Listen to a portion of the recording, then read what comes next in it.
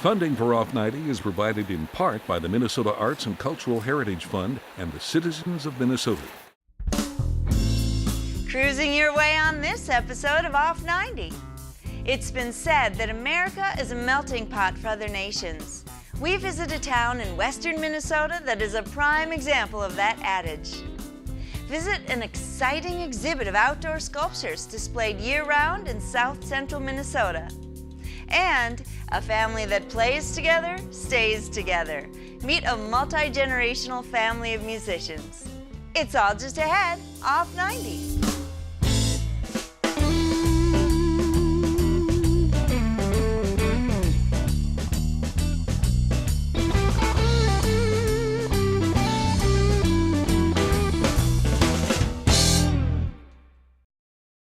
Hi, I'm Barbara Keith. Thanks for joining me on this episode of Off 90. The face of Worthington has been changing since the city was founded in the late 19th century. The population has grown slowly but steadily since its birth. The descendants of European immigrants who started the town have since been joined by immigrants from all over the planet. Learn how the people of Worthington have learned to live together despite their cultural differences.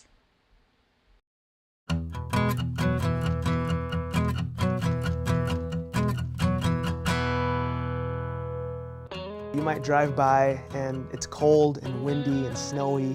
You can't really tell the difference. It looks like any other rural Minnesotan town. But if you go a little deeper, you can tell that it isn't. Yeah, I have like Indian friends, African American friends, Hispanic, white, just all type. Well, you learn a lot like from their cultures and what they do, and then like when they invite you, you just want to learn more about it.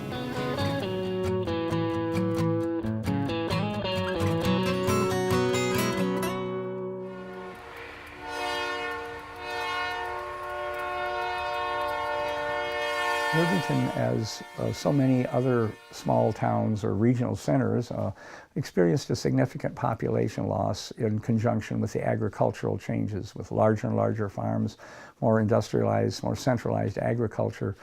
And Worthington was able to, I think, accommodate that. It would have lost more population, significantly more, if we didn't have the large employer that came in. But the large employer that came into Worthington really drew people because there weren't enough people to actually fill the jobs that were established. So we began to see a big increase in immigrants coming in.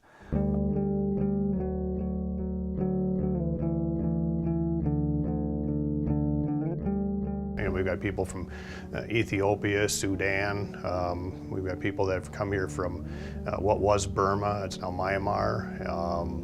Our main street has about every type of ethnic food that you could want to consume, as well as grocery stores where you can buy the product yourself. And you know, that's something I think surprises people, because we probably have the same type of thing you could get in downtown St. Paul or Minneapolis in our stores right here in town.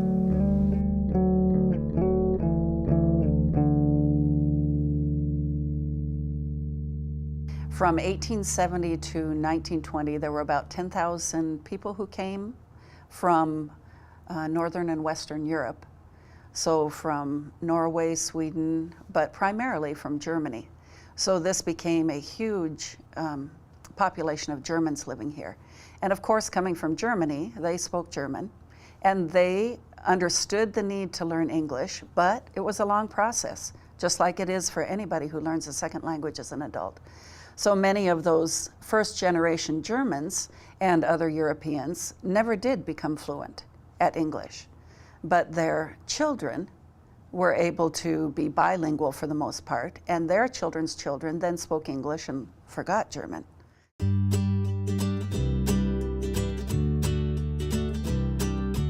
My dad has a tax office where he does accounting and he does taxes.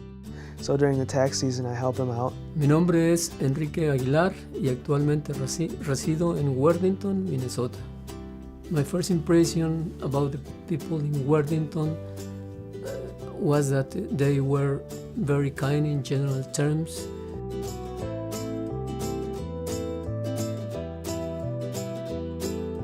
When we see each other, they say, hi. And I had to say hi and to learn to say hi. As of this tax season, we'll have a Korean interpreter working with us, and it'll be really nice because just as I think it's great to be able to explain what the laws are to the people in the Hispanic community.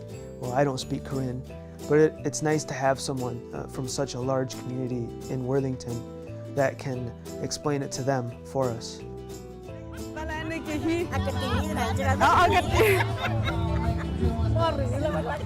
Je m'y non-military too. No, je over Worthington, Minnesota.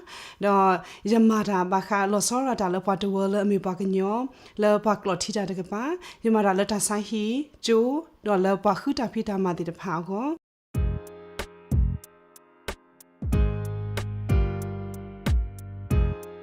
Most of the current peoples, they move to Worthington because of their relative and because of the friend and especially for the job.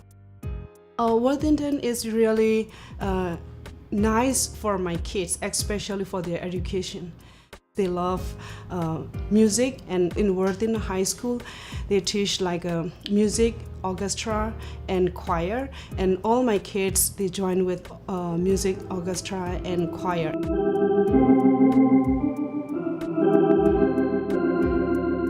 I enjoy living in Worthington, and I like it because I have a lot of friends that I could hang out with, and I could do stuff that I like to do, in like music and playing instruments at school.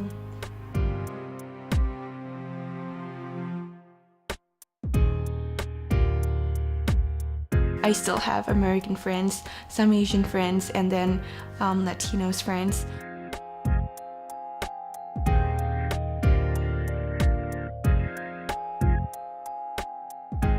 I think one of the places, the place probably that you see the most cultural mixing is in the schools. And the schools are vibrant with a lot more activities of various cultures occurring, different sports, different courses. I think it's one of the vibrant areas in our community with some challenges, but really bearing a lot of fruit. In Worthington here, my kids, they have a friends, not only Korean peoples, they have friends from Guatemala and like from America, from Africa, America, and they do have like a Spanish speaker friends. I love my kids to be friends with other peoples, especially for the culture. They can learn other people's culture. They will know that they are not alone. They have other peoples also.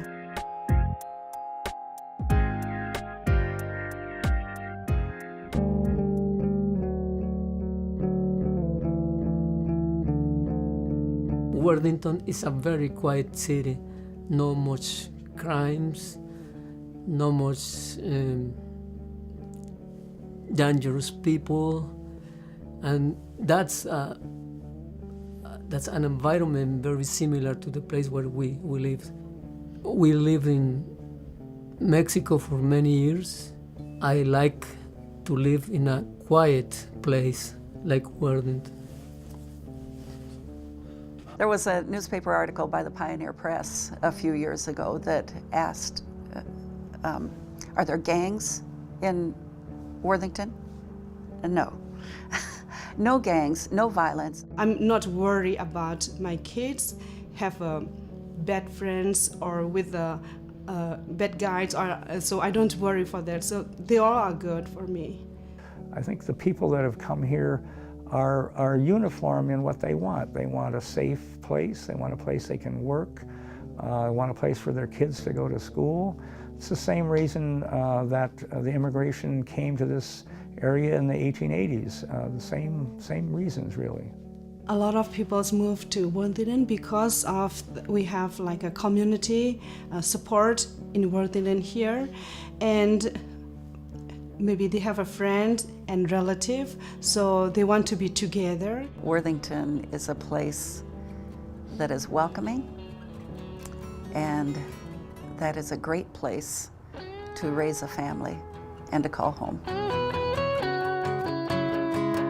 I really do appreciate the way Worthington is. It's a small town, but you don't have to go too far to be able to understand a culture from far away. We are a community that is very diverse, and that within a very short few years, the rest of this state will look the same.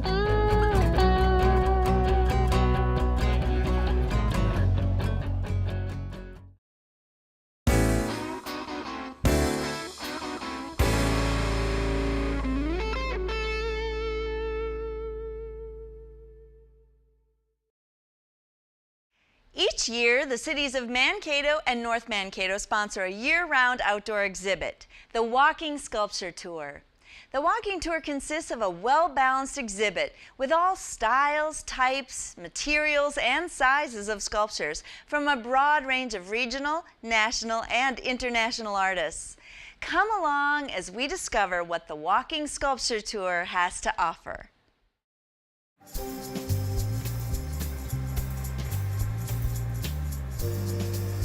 Installation Day is exciting. It's the first time that we're meeting so many of the artists that we've now been in contact with for the last 6 months. And they're bringing their pieces here, and there's just really a sense of almost like Christmas morning. You're unwrapping the sculptures and you're seeing them for the first time in the environment, in their space that they're going to be for the next year.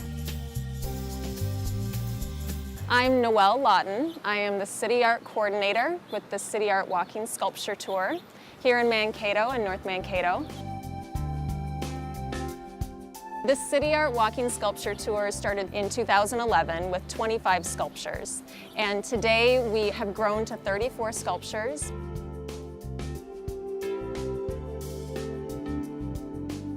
We have a wide range of mediums, from bronze to forged steel to carved marble, and lots of different varieties. There's representational art, there is literal figurines of animals or children, and also a lot of abstract art as well. So we just like to have a wide variety that can really appeal to a large audience.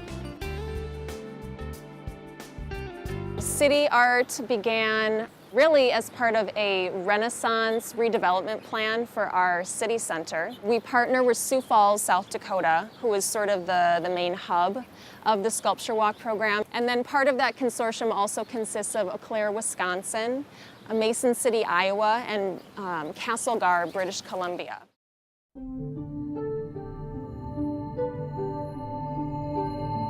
This sculpture is called Prairie Ship, and it kind of morphed out of a continuing investigation of reclaimed materials and pulling raw materials out of rural farm sites across southern Minnesota. I'm Greg Mueller, and I make sculpture and also teach sculpture from time to time. Immigrant farmers compared the ocean waters that they had crossed coming to America to the vast prairies that they began to farm. So that idea of prairie ship and the prairie like an ocean kind of played with that nuance a little bit. I like to play in that boundary that separates sculpture and architecture. Engages the viewer more, portals and arches and seats you can sit in.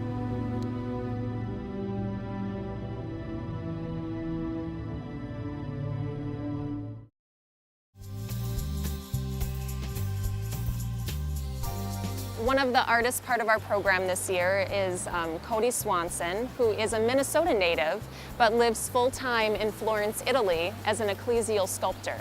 And his sculpture with us this year is called Il Redentore, which is a small figurine of Jesus Christ.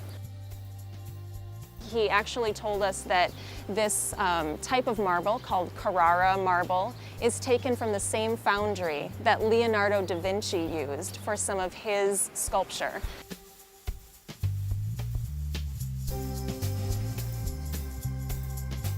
One of our more whimsical and abstract pieces this year is called Sack Race by Roger Golden from Canada. And Sack Race is 6 different figurines that look like just the torso of children playing the favorite picnic game of potato sack races. Another Minnesota artist that is with us this year is Chris Kilbane. And I've heard so many comments about his piece over in North Mankato called Pagan Apples. It's not something maybe that necessarily everybody loves, but everyone's got something to say about it. It's those kind of pieces that we enjoy having in the program because you want art to make a statement. You want people to be thinking about what they're seeing and not just be blasé about it. It's really increased our pedestrian traffic in the city center area, and then that just helps drive trade to our businesses.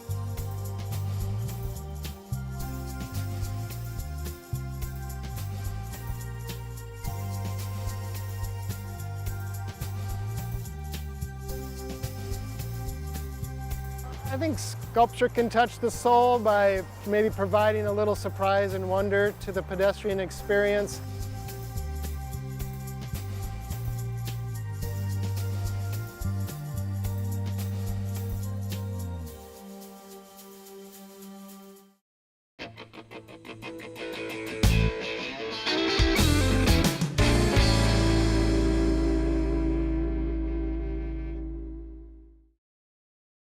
Ole Hansen loved music. His love was so powerful that it spread down through the generations of his family like the notes of his fiddle as they spanned his living room while he played. Of his many ancestors who followed in Ole's footsteps and continued to create music, a few formed a folk band called Full Circle. Take a listen to what it sounds like to be a part of the Hansen family musical legacy.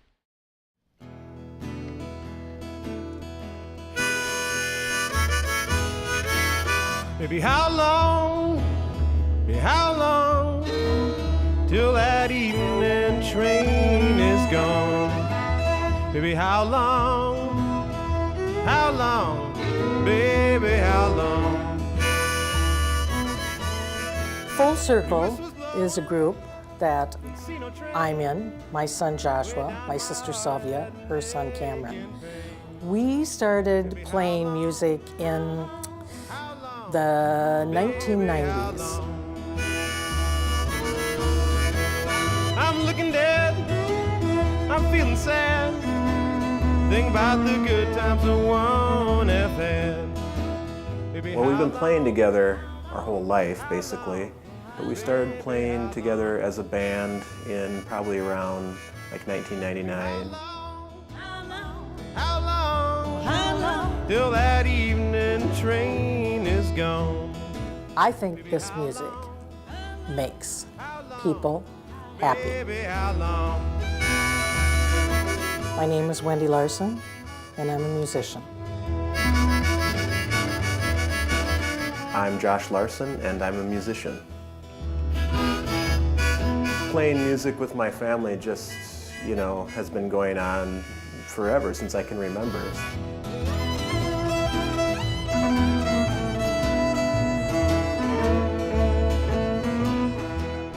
We played many, many, many of the old-time waltzes that my grandfather brought from Norway. We play some of those. We play a lot of the old tunes that Dad played. It's a rich heritage that, who knows how far it goes back.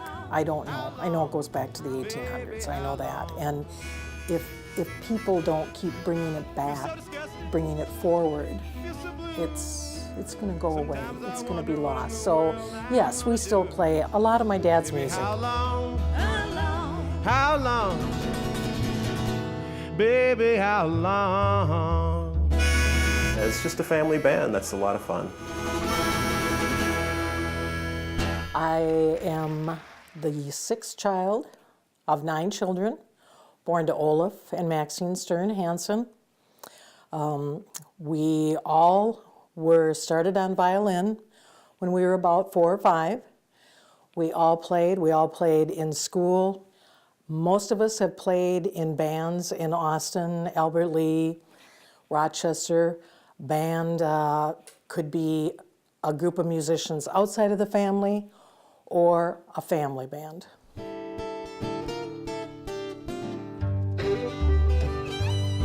I'm gonna walk today, 'cause my boss won't give me more pay.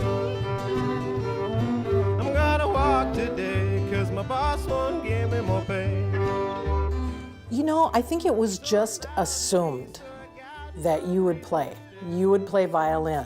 From violin, we went to other instruments. So hard just to make it from day to day. You know, I worked so hard just to make it from day to day.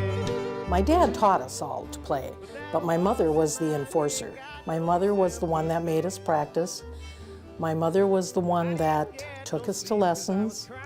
My mother was the one that later on down the road, as we started playing out in different musical groups, and there are a number of them that would take me a while to name, but she would drive the family car, and this was before there were the minivans, and actually they started playing before station wagons were an affordable car.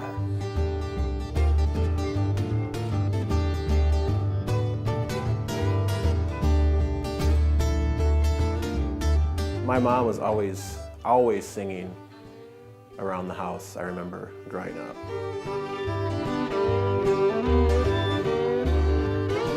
I remember specifically going over to my grandpa's house and spending time with him in his basement, and he would play fiddle and I would just chord. And that's how I learned to play, that's partially how I learned to play rhythm guitar, was my grandpa just saying, you know, okay, now you go to this chord, now you go to that chord. So that's part of how I learned. Find me northbound train. I'm getting out of here 'cause I just can't take the pain. I'm gonna walk to... I miss playing with my dad. I miss seeing my dad's face light up when I played music with him, or any one of my sisters. I miss that. No reason to stay.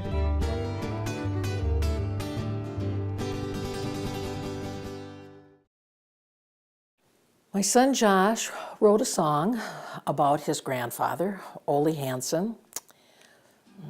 I couldn't say exactly how long ago he wrote this song. 3-4 years ago. Have you heard of the great Ole Hansen?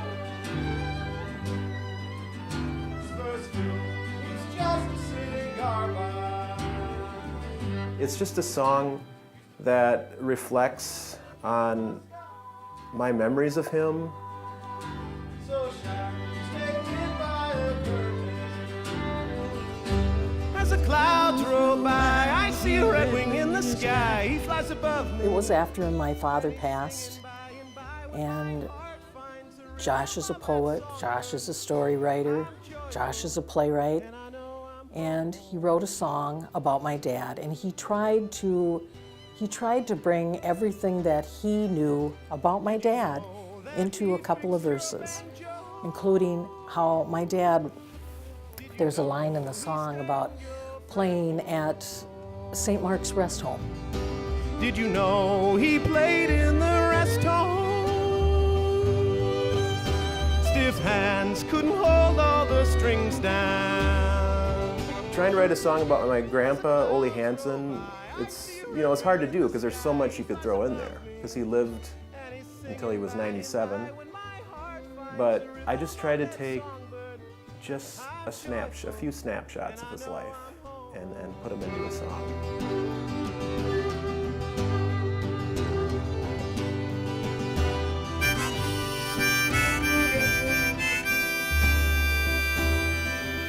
The time I spent with him, actually just him and I one-on-one, and he was teaching me how to play guitar in his basement, which was also his workshop. I'll treasure that forever.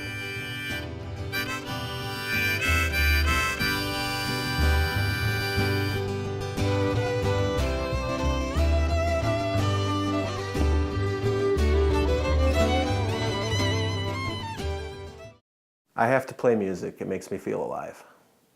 I think it's something that was born into all of us. All of us like to sing. All of us like to play an instrument. Children, go where I send thee.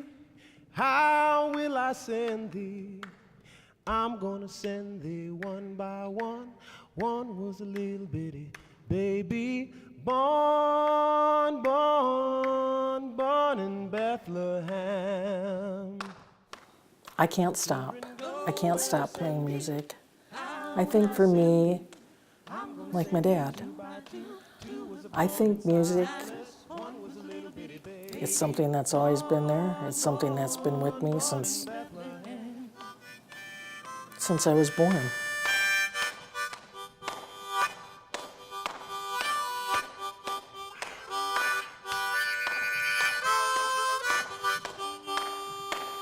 It's in the blood somehow.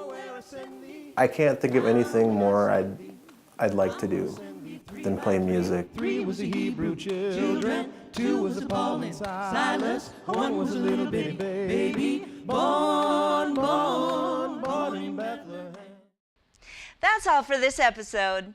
Please help Off 90 Minutes' financial obligations by becoming a member of KSMQ Public Television. Give us a call at 1-800-658-2539 or sign up online at ksmq.org. Thanks for watching. Join us next time, Off 90.